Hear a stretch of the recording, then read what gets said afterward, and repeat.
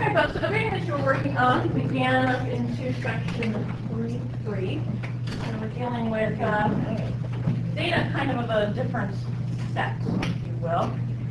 So the first two questions that we read about were right there from the first paragraph. And so it talks about that we're going to deal with grouped data.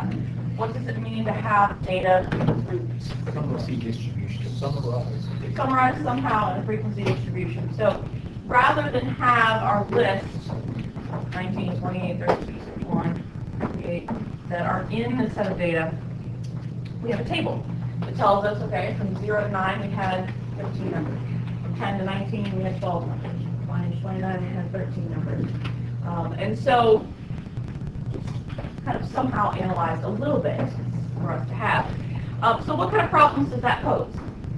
You can't have the exact value of the mean or standard. Okay, so exact values we don't know for the actual data, and then obviously in order to calculate a mean, for instance, we have to add them all up. We don't have the exact values, can you add them all up? Obviously you have to have the mean to find the standard deviation, plus the standard deviation, you have to subtract all the numbers from the mean, so that doesn't work out either. So if you have data that's summarized already for you, that can cause issues with determining the mean, standard deviation, all those types of things. And so we've come up with some reasonable ways to make some estimations of what that mean might be. Particularly if it's a large set of data, you'll find that you won't get the whole list, you'll get that summarized information. And so it is helpful to be able to calculate the mean and whatnot for those. So, question number 3 asked us, what do we do in those situations? And the answer to that question is to use the class midpoint. The class midpoint, as it kind of implies, is the middle of the class. So our goal is to locate wherever the middle of the class is, and we're going to use that to represent the numbers. And so we have a little example here, so I would suggest perhaps writing that down on the back of your reading guide there, so we can talk about how we find the class midpoint.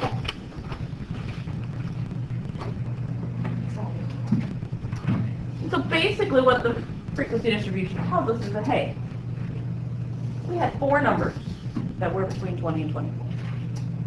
We have 2 numbers between 25 and 29. Do we know what those numbers exactly were?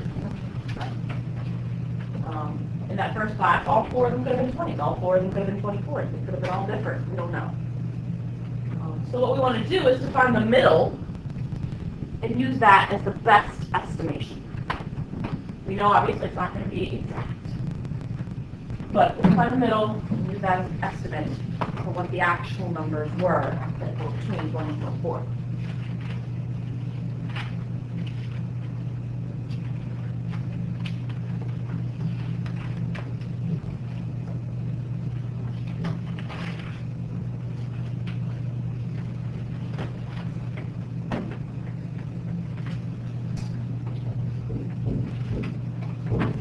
According to the definition, we're going to find a mean. We're going to find a mean of consecutive lower class limits. So let's start here at our first class, 20 to 24. What is the lower class limit?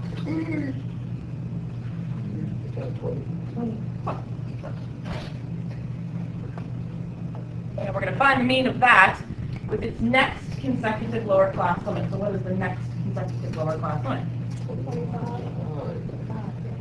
And so we want to find the mean of those 2 numbers. Of course, we have 2 numbers to add up and divide by 2. So 22.5. So that gives us our midpoint for that class. So 22.5 is midway between 20 and 25. So we're going to use that as the best estimate for our first group. All right, so we go to the second group, second class. What are we going to add together here? 25 and 30. So we add together 25 and 30. Divide by 2. Get.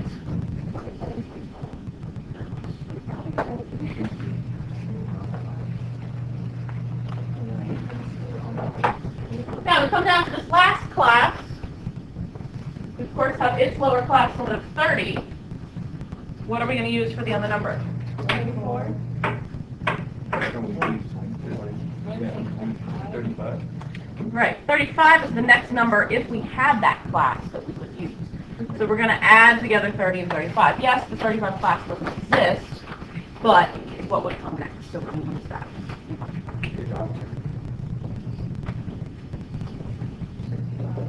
So we should get, I believe, 32. All right, so it's just a little add divided by 2. The only tricky one really is the bottom, to make sure you know which number comes next in order to find your last midpoint. Questions about finding the midpoint? Say again? It's also 25. Oh, not necessarily. Depends on what your class width is over there.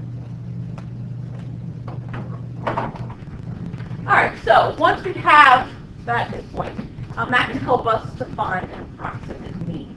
And so the next 3 questions in your reading guide talk about the formula for the approximate mean, what you actually do to find the approximate mean, and what the symbols are. So of course we have our x bar, which is our sample mean. We have these 2 big guys here in both the numerator and the denominator, which they represent. So we're going to add up some stuff in both the numerator and the denominator this time.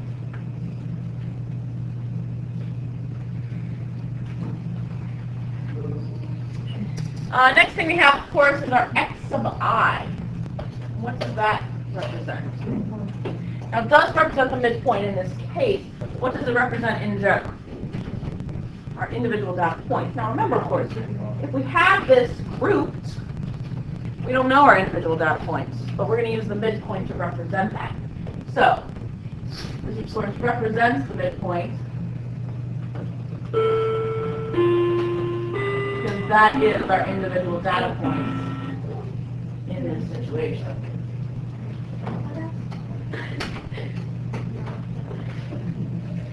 The midpoint is our individual data point in this approximate situation. And then last but not least, we have these FIs. They represent Frequency of the class. our individual frequencies.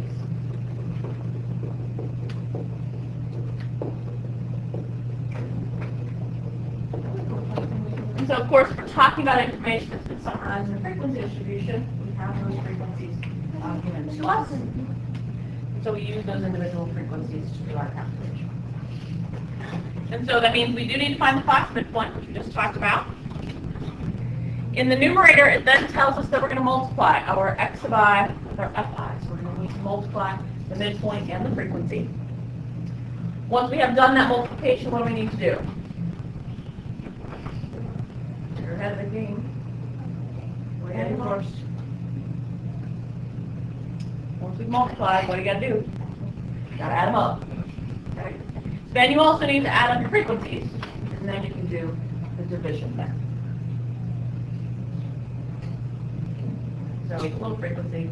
Again, lends itself to a table situation because we have each of these individual values that we have to do something with, namely make the products, and then we add them all up and divide.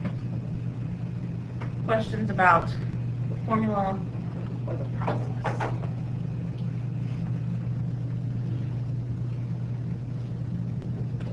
Alright, so let's take a look at an example. You'll take a moment, either on the back of your sheet again, or if you want to pull out a separate sheet, that's up to you. Write down the example. I'll give you a few moments. I wouldn't worry about the words, per se. They're not going to be super helpful. The chart is the important part, yep. This is just notes, right? Again, you can put it on the back of the paper, or you can put it on a separate sheet.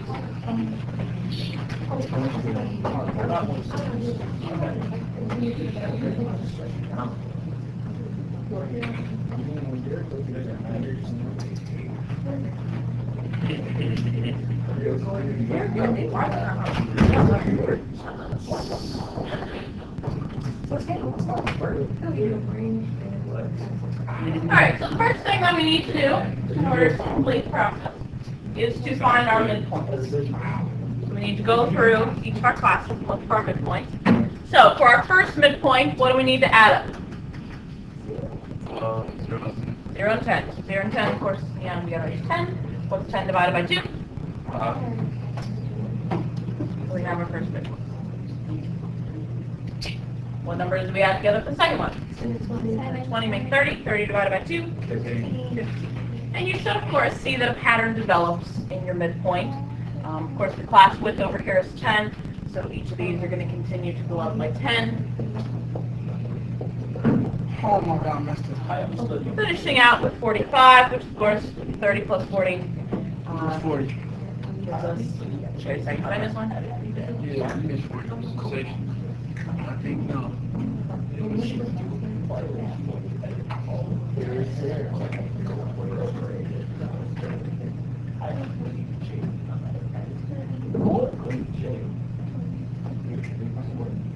Are we through so we can continue? Oh, we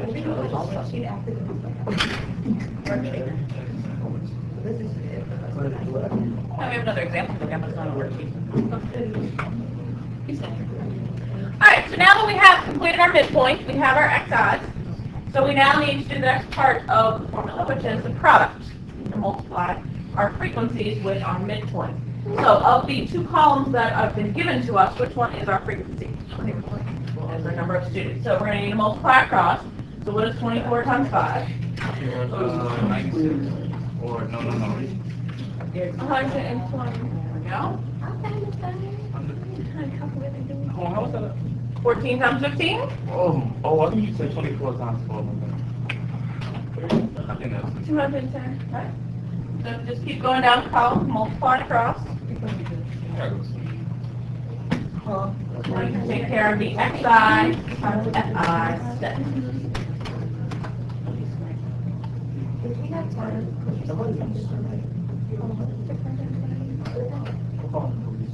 That's right.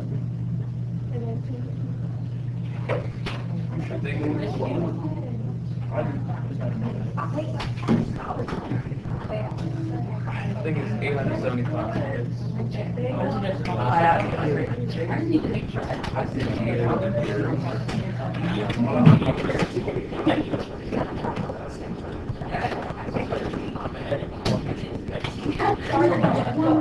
Oh, no, I'm not saying it. I was up. Y'all did stuff on the face. Alright, so we have our products. Of course, our numerator has the xi times the fi, so that is where we are currently located in our formula. Now that we have multiplied, what do we need to do? Where's my? Oh, wait, actually, I got it. Alright, we have to get God back. What do we need to do next? What we added when we We need to add them all up. Okay, so our next step, we need to add up all of our products. Oh, that's hot.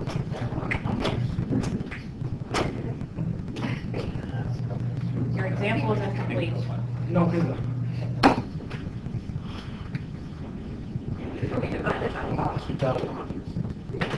Okay, going out as well.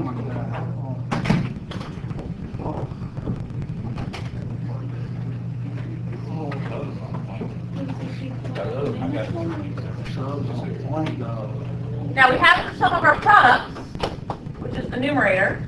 What do we need in our denominator? Some of the FIs. So which one is our FI? The number of students. The number of students. This is the place where people make the most mistakes, where they'll add up the wrong other column. They'll add up the products, but then they don't know which of the other columns they need. It's whatever represents your frequency, which should be something that was given to you along with your classes.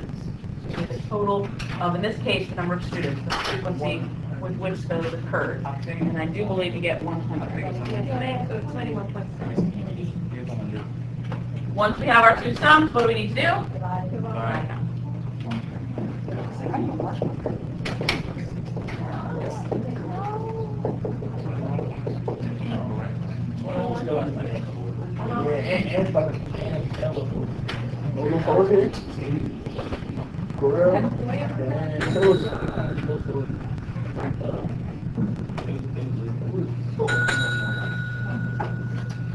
So what this tells us is that approximately 21.6 hours were worked on average by these CNU students. Now we know, of course, this is not going to be exactly their average because we don't know what all of those different values were that those 100 students gave, but it's the approximation that we are able to use.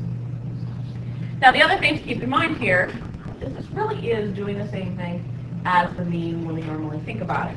How do we find a regular old mean? We add them all up. Add it all up,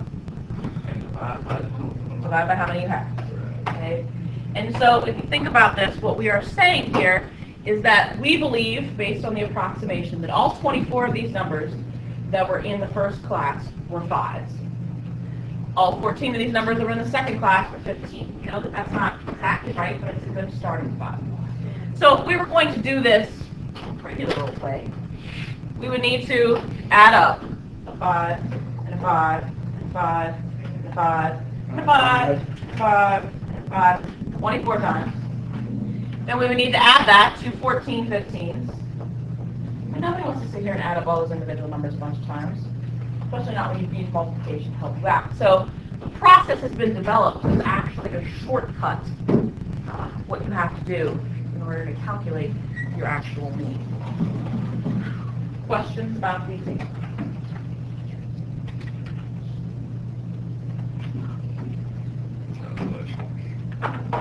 Alright, we're going to take a look at another example of such a problem. From our textbook, we're going to check page 162.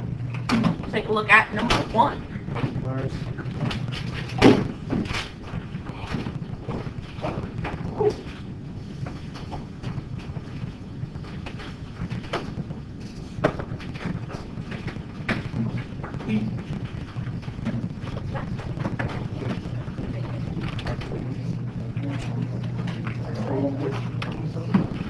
Number 1 on page 162 is giving us some information regarding the weight of babies that were born in the United States in 2004. So they, of course, have summarized all of that information for us in frequency is this the last one? Or distribution. make room? You want to write it down? It's a bug when you Is this the last one? It's a bug when you say it. This is probably the last. It's a bug when Okay. all right. It fell off. I don't see him, so. Look, he's right here.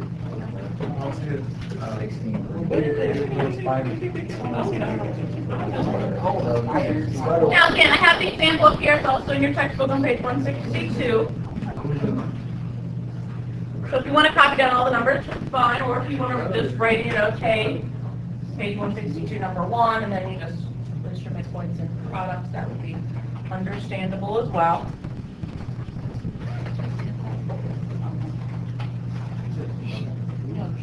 Now you might be curious, why are these numbers so large? Because they're giving us the weights in grams. Grams, as you might recall from science class, are extremely small. So it takes a lot to make up the weight of a baby.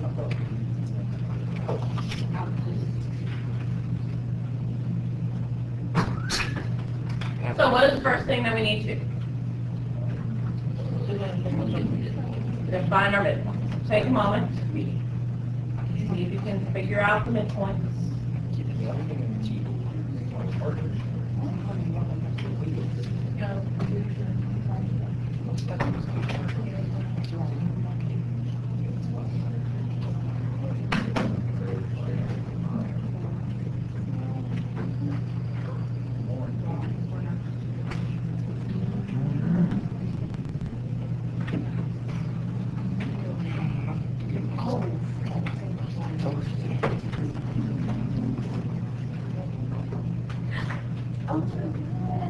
I'm really.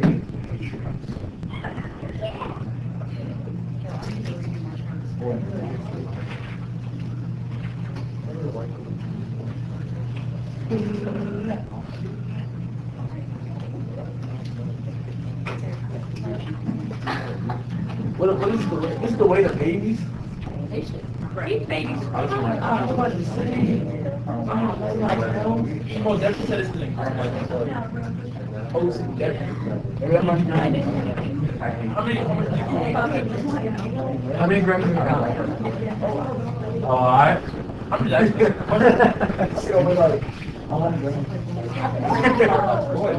Wait,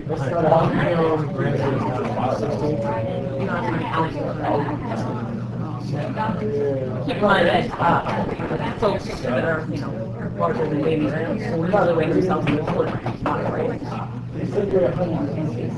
Kilograms are more comparable to pounds. How many grams are you? Oh, right, I can catch that. as I just told Taiwan, folks, like us obviously that are grown in, we will report our weight in kilograms, not grams. So kilograms are more comparable to pounds. Correct. All right, so let's talk about our midpoints here. What is our midpoint for our first class? 500. About for our next class? Next up? 2,000. And hopefully at this point we see the pattern.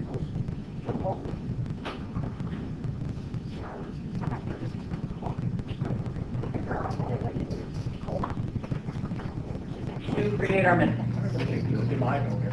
Questions about finding any of the midpoints?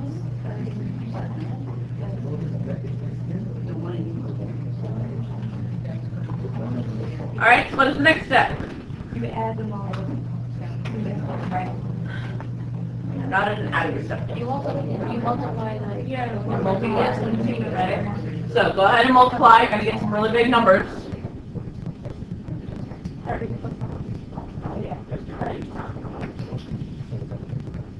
Multiply across.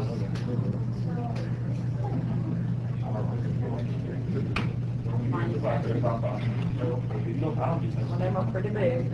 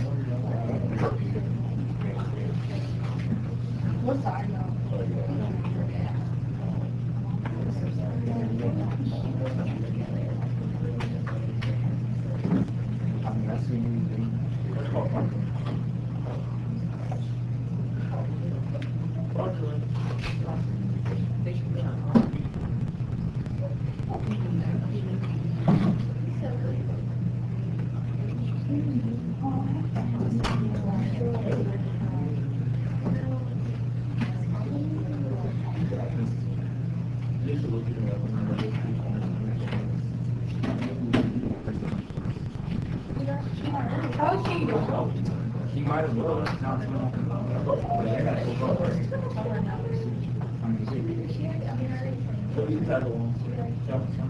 We can go away.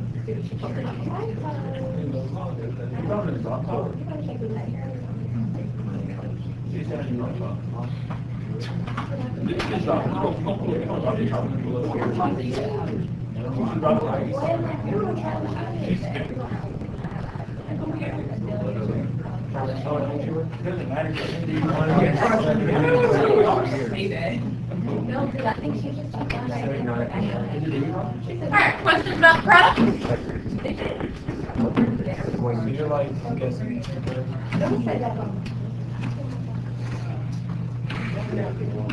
All right, so we've basically completed the table at this point, yay.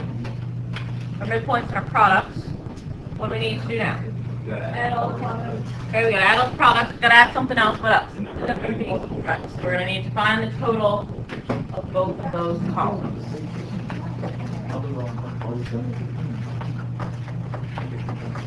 Be careful, lots of numbers in it.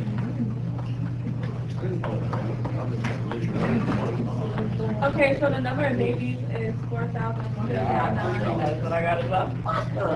And then this product is 135.65.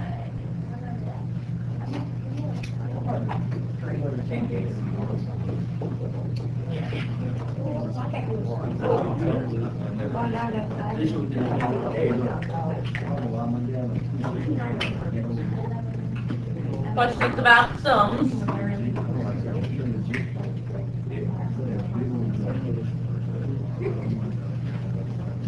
All right, so now that we found the sums, what do we need to do? Fine. Divide. Divide it on that. Call it to. Of course, to divide in the right direction.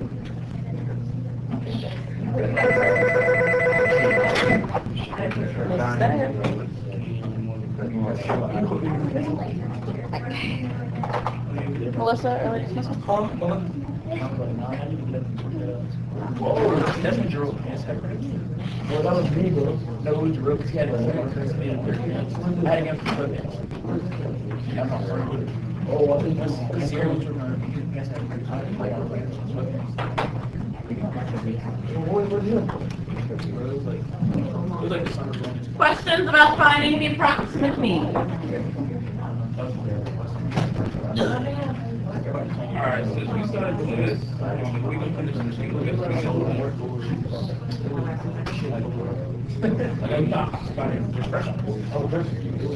you going crazy. Alright, so at this point, let's discuss a few things.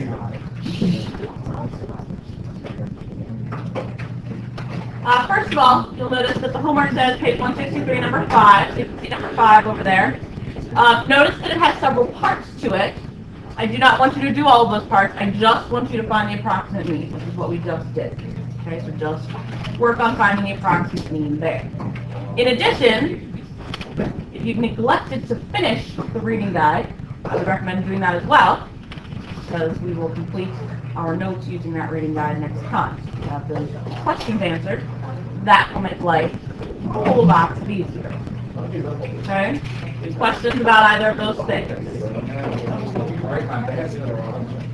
Alright, so at this point then, I do need to see the work that we have done, as well as your card. And make the punches that are necessary.